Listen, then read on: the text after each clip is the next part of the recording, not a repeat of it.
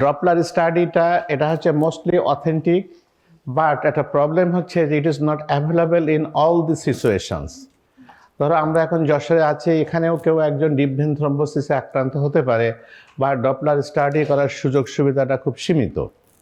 তো it is a very fine test এবং খুব ইজিলি ডায়াগনোসিস করা যায় if the facility is available. এখানে কি করা হচ্ছে, it is ideal for the femoral when thrombosis or when thrombus extends into the popliteal vein, which completely disappears at the end of the inspiration. No sound is heard if there is a femoral thrombosis. এটা Doppler স্টাডিতে কি হয়, ওখানে ultrasonography fetal Doppler এটা দেখেছো কখনো? একটা sound হয় না, ভটভট একটা সাউন্ড হয়, এখানেও ঠিক ওই ধরনের একটা সাউন্ড হবে। আরেকটা আসছে কি contrast venography. It is done by injecting radio opaque dye into the dorsal venous arch. Dorsal venous arch কোথায় আছে নাজনীন? ডর্সাল ভেনাস আর্চ কোথায়? মাথায়? পায়ের পাতায়। ডর্সাল ভেনাস আর্চ এটা তো ফুটের উপরে থাকবে, অ্যাঙ্কেলের উপরে থাকবে, হ্যাঁ, ডর্সাল ভেনাস আর্চ। তাহলে একটা কন্ট্রাস্ট ডাই ইনজেক্ট করবা তুমি dorsal venous arch with an inflatable cuff both above ankle and above knee. দুটো জায়গায় একটা কাপ একটা প্রোটেকশন দেওয়ার ব্যবস্থা রাখতে হবে above ankle and above knee. Clot appears as a filling defect. However, venography is not routinely done because it is expensive and invasive. তো তাহলে আমাদের দুটো প্রসেস থাকলো ডায়াগনোসিসের জন্য, duplex study and contrast venography. Now after the establishing your diagnosis you need the treatment. What should be the treatment? Bed rest and elevation of the limbs is the best way of treating the patient. Bed rest and elevation of the limb. এরপরে কি করতে হবে, আমরা জানি যে সেখানে একটা thrombosis formation হয়েছে, তাহলে ওই ক্লটটাকে ডাইলুট করতে হবে, লিকুইফাই করতে হবে।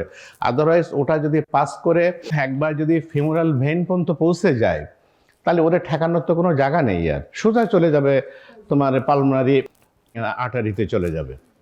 তাহলে এখানে কি হচ্ছে, heparin, that is the low molecular weight heparin 10,000 unit IV bolus with continuous infusion of 30,000 to 45,000 units per day.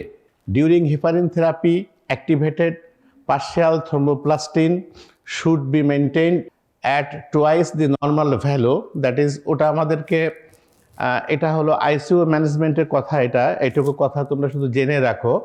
R lastly হচ্ছে কি heparin is given for a period of 7 to 10 days। তাহলে আমরা ট্রিটমেন্ট করব কি, bed rest দেবো, লেগটা elevation করব, এবং আমরা লো মলিকুলার ওয়েট হেপারিন দেবো, একটা বোলাস ডোজে দেবো, তারপর একটা মেনটেনেন্স ডোজে দেব। ঠিক আছে, এটা হলো আমাদের ট্রিটমেন্ট জানার কথা। এবং হেপারিনটা আমরা কন্টিনিউ করব কতদিন? 7 to 14 days। In case of acute MI আমরা কিন্তু হেপারিনটা এরকম 7 to 14 days আমরা ইনজেক্টেবল ফর্মে ইউজ করি অ্যারাউন্ড দি আমব্লিকাস, তাই না? ঠিক সেম ম্যানোভার ইজ হিয়ার। আরেকটা জিনিস আমরা ইউজ করতে পারি কি, warfarin. An oral anticoagulant is started 2 to 3 days before heparin is withdrawn. হেপারিনটা আমরা রাখবো 7 to 10 days, কিন্তু এর পরেও তো এর প্রয়োজনীয়তা আছে। দ্যাট ইজ হোয়াই হেপারিনটা বন্ধ করার আগে আমরা অরফেরিন দেব। এটা হচ্ছে ওরাল অ্যান্টিকোয়াগুলেন্ট, আর হেপারিনটা হলো ইনজেক্টেবল অ্যান্টিকোয়াগুলেন্ট। আচ্ছা, warfarin is started 2 to 3 days before heparin. Treatment with warfarin should continue for 6 to 12 months. It is a long time আমরা ইউজ করব, and repeat duplex scan should be done to look for recanalization of the veins. তো এটা 6 to 12 months আমরা use করব। Meanwhile আমরা successive আমরা duplex study করব, so that আমরা বুঝতে যেতে পারি যে ব্লকড ভেনটা আবার রিক্যানালাইজেশন শুরু হয়েছে। যদি ক্লটটা রিজলভ হয়ে যায়, ক্লটটা যদি সরে যায়, তাহলে ভেনাস লুমেনটা আবার চালু হয়ে যাবে। ঠিক আছে, রিক্যানালাইজেশনটা স্টার্ট হবে। ব্যাপারটা ইজি না খুব কঠিন? আচ্ছা, treatment is monitored with prothrombin time and INR।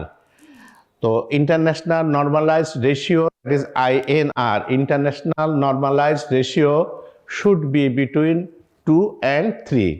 INR এর ফুল অ্যাব্রিভিয়েশন হলো international normalized ratio, that is clotting prime prothrombin time একটা রেশিও আছে সেইটা।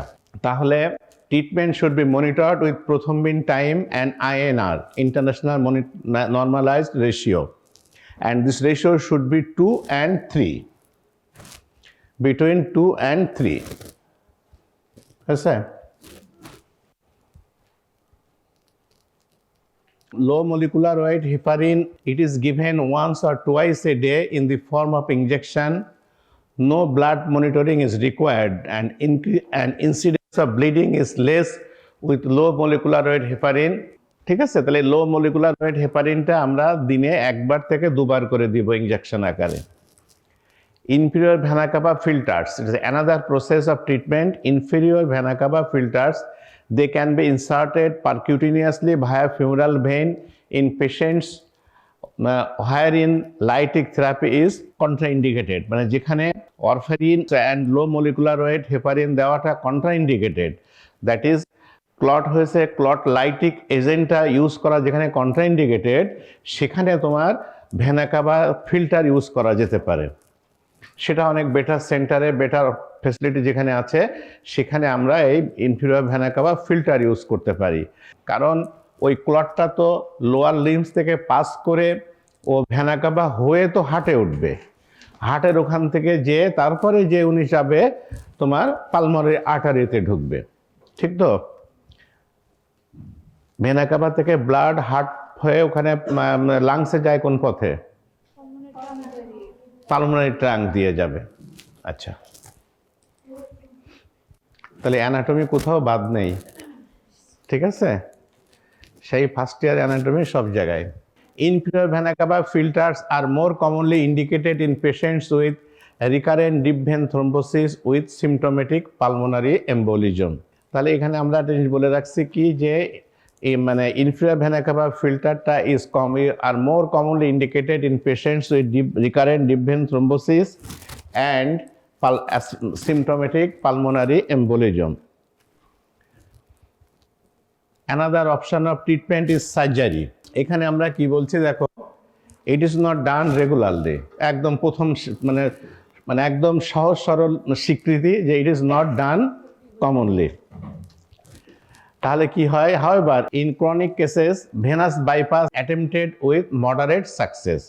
তাহলে এখানে আমরা সার্জারিতে কি করতে পারি, যদি লোয়ার লিম্বের কোনো ভেসেলটা একদম মরবিডলি অকুলোডেড হয়ে গেছে, যেটাকে আর আমরা লাইটিক এজেন্ট কোনো রকমের ছাড়াতে পারছি না, এরকম ক্ষেত্রে আমরা ওই ভেনটাকে বাইপাস করতে পারি, but success rate is not so promising. Palma operation is done in iliofemoral thrombosis wherein common femoral vein below the block is anastomosed to the opposite femoral vein using long saphenous vein from the opposite side. এই অপারেশনটাকে যে bypass করা হয় ওটাকে পালমা operation বলা হয়। এই পালমা অপারেশনে আমরা কি করি,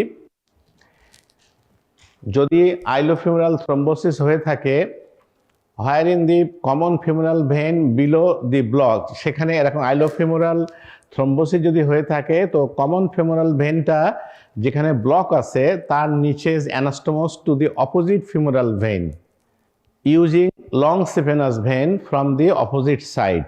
এটা খুব জটিল প্রক্রিয়া, এটা আমাদের মাথায় নেওয়ার দরকার নেই, আমরা শুধু এইটুকু জানি যে we have the option for a bypass surgery, and এই সার্জারিটার নামটা আমরা বলি পালমা অপারেশন। যদি তুমি কখনো ভাস্কুলার সার্জন হতে চাও তখন এই সমস্ত ডিটেলসগুলো তোমাদের তখন পড়বে।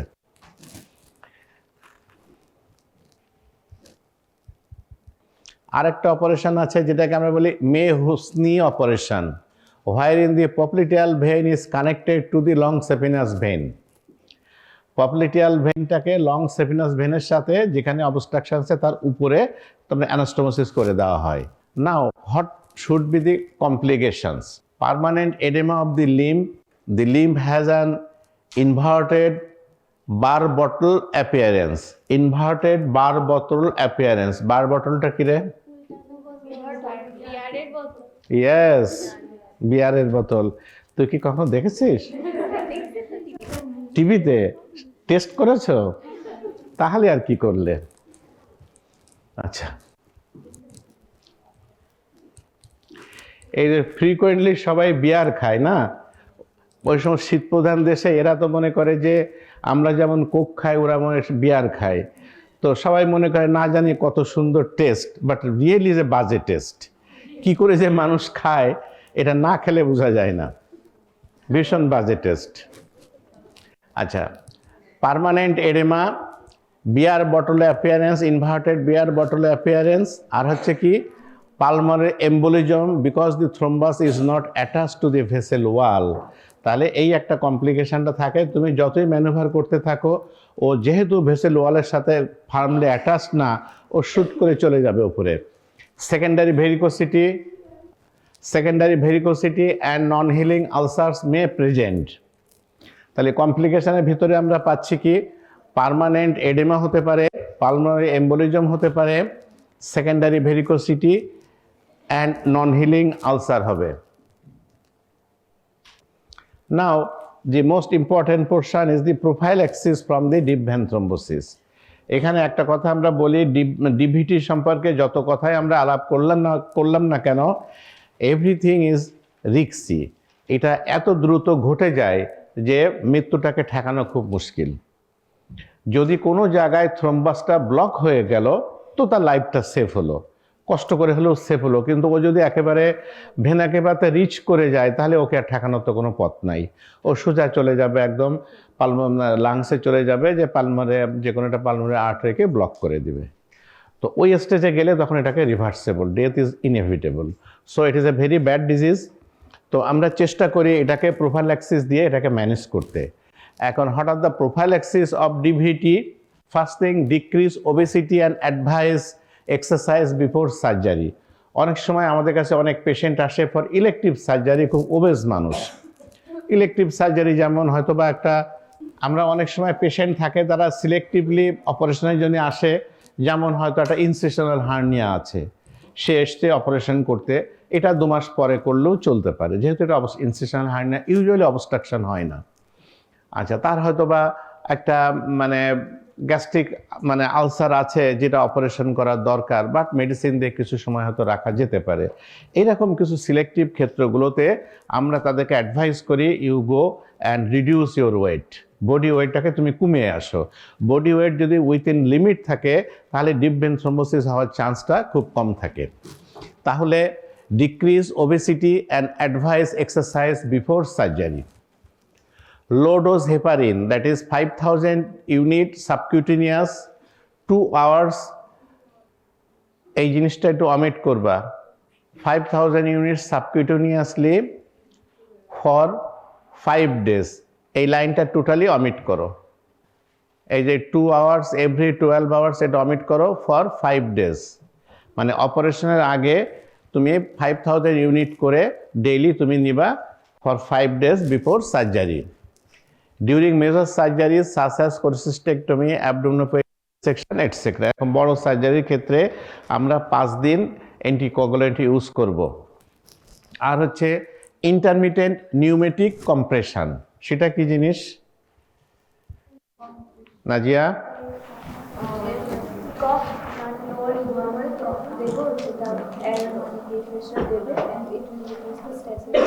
দ্যাট ইজ অপারেশন টেবিলের উপরে একটা নিউমেটিক বেড সিস্টেম করা আছে, সিস্টেম আছে যেটাতে তোমার ইয়ার ফ্লো, ইনফ্লেশন, ডিপ্লেশন একটা রেগুলার রিদমে হতে থাকে, ইলেকট্রিক্যালি এটা কন্ট্রোলড হয়, যার ফলে তখন যখন এটা ইনফ্লেশন ডিপ্লেশন হচ্ছে তখন কাপ মাসেল এবং থাই মাসেল, বাটক, এই জায়গাগুলোর উপরে একটা ভাইব্রেশন সৃষ্টি হচ্ছে, so that blood circulation is smooth. এইটার জন্য নিউমেটিক বেড সিস্টেম করা যায়। অনেক সময় দেখো যে সমস্ত পেশেন্ট স্ট্রোক হয়ে গিয়েছে, সিট ডাউন, তাদেরকে আমরা বলি যে বাসায় আপনি রাখবেন, এই নিউমেটিক বেডের উপরে শোয়াবেন, তাহলে বেড সোর হওয়ার চান্সটা কমে যাবে। তাহলে এখানে হচ্ছে কি ইন্টারমিটেন্ট নিউমেটিক কম্প্রেশন করা যেতে পারে throughout the operation and maintain the blood flow in the lower limbs, inflation pressure around 30 to 50. এই যে নিউমেটিক বেড যেটা আছে ওর ওখানে রেগুলেটর আছে, তুমি প্রেশারটা কতটুকু বাড়াবে কতটুকু কমাবে ওটা রেগুলেট করা যায়, এবং এটা ভেনাস প্রেশারটা তোমার সাধারণত 30 to 50-র মধ্যে যাতে ওঠানামা করে সেরকম একটা মিটারটাকে তুমি সেট করে দিবে। আর কি ইউজ করতে পারি? Dextran 40 inhibits sludging of red blood cells and platelet aggregation. একটা ডেক্সান 40 ইট ইজ অ্যান একটা ড্রাগ, যেটা যদি আমরা ইউজ করি রেড ব্লাড সেল ব্রেকডাউন এবং স্ট্যাসিস হওয়াটাকে এটা কমায়। আর একটা কি আছে, অ্যাসপ্রিন, যেটা কমন ড্রাগ, আমরা হরহামেশা নাম শুনেছি, দেখেছি খাইতে। তো বিশেষ করে বাসায় যারা সিনিয়র সিটিজেন আছে তারা এটা ইউজ করেন। Along with the dipyridamole has been used, that is antiplatelet এজেন্টের সাথে অ্যাসপ্রিন। অ্যান্টিপ্লেটলেট এজেন্টসটা কি আমরা কমনলি কোনটা ইউজ করি? নাম বলো। Yes yes. তাহলে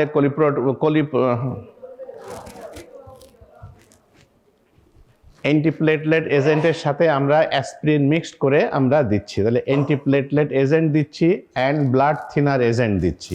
আরেকটা হচ্ছে কি early mobilization, walking and adequate hydration. আর low molecular weight heparin decreases chance of bleeding. তাহলে এতগুলো জিনিস আমরা ট্রিটমেন্টের ভিতরে নিয়ে আসতে পারি অপশানের ভিতরে।